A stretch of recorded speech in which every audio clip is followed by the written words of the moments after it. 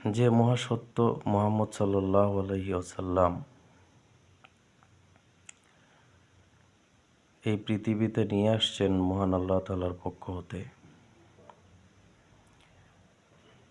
সেই সত্যের বাণী তিনি যখন প্রচার করেছিলেন তার সময়ে, তিনার সময়ে 23 বছরের জীবনে যেভাবে সারা বিশ্ব আলোকিত হয়েছিল, ওই সময় যারা এই কোরআনের সংস্পর্শে গিয়েছিল তাদের মধ্যে যে পাওয়ার, যে ইমানি শক্তি সৃষ্টি হয়েছিল, যা বিশ্বের বড় বড় সুপার পাওয়ার, বড় বড় শক্তিশালী রাষ্ট্রকে তাদের কাছে পরাজিত হইতে বাধ্য হয়েছে। বড় বড় রাষ্ট্র তাদের ইমানি পাওয়ারের কাছে, এবং সেই সত্যের কাছে যারা গিয়েছিল, হোক সে একজন গোলাম, সে উন্নত হয়েছে। যদি একজন বাদশাও গেছে, সেও উন্নত হয়েছে। একজন বেশ্যাও যদি গেছে, সেও উন্নত হয়েছে। একজন পণ্ডিত গেছে, সেও উন্নত হয়েছে, মুক্তি লাভ করেছিল। এটা আসলে কোন মুক্তি? এই কোরআন একজন রাষ্ট্রপ্রধানকে বলতেছে, তুমি যদি মুক্তি চাও এই কোরআন গ্রহণ করো। একটা মুক্ত মানুষ যে নাজ নিয়ামতের ভিতরে আছে, দাস দাসী, ক্ষমতা, শক্তি, খাবার, বাগ বাগিচা, বাগান সবই তার কাছে আছে। কোরআন বলতেছে, যদি মুক্তি চাও তাহলে আমাকে গ্রহণ করো। এই মুক্তিটা কি?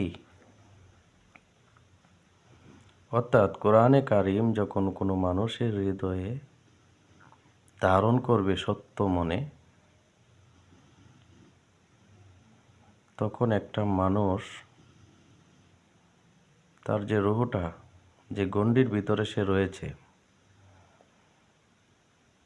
দুনিয়াবি একটা মানুষের চিন্তাধারা যা হয় দুনিয়াতে সফলতা পাওয়ার জন্য, মনে করেন একজন বাদশার কাছেই আসছে, তুমি যদি মুক্তি চাও কোরআন গ্রহণ করো, ইসলাম ঈমান গ্রহণ করো।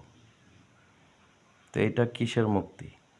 সে তো অনেক মুক্তই আছে, অনেক নাজ নিয়ামতের ভিতরে আছে,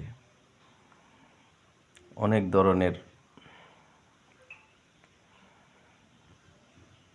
সুন্দর জীবনযাপন সে করতেছে। আসল কথা হলো, সে যে সমস্ত জিনিসের মধ্যে আটকে আছে, ক্ষমতা, নারী, আসবাব, বাগ বাগিচা, শরাব,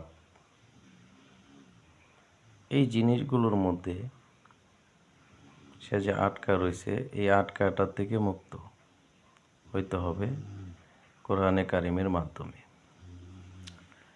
কারণ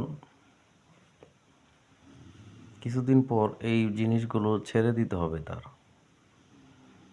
ছেড়ে দেওয়ার পর সে কোথায় যাবে, কার কাছে যাবে, কোথায় থাকবে? কারণ যে আত্মা মানুষের আছে, সেটা মরণ হয় না।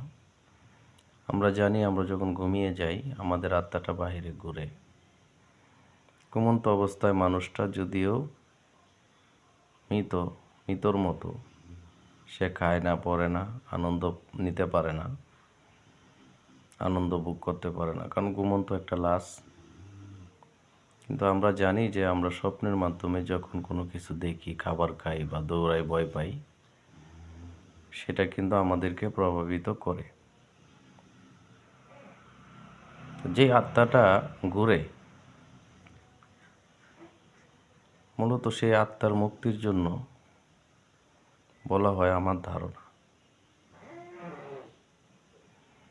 এই জন্য চিরমুক্তির গ্রন্থ এই কোরআন, যা মানুষকে সম্মানিত করে মুক্তি দেয়। এই মুক্তির অর্থ হলো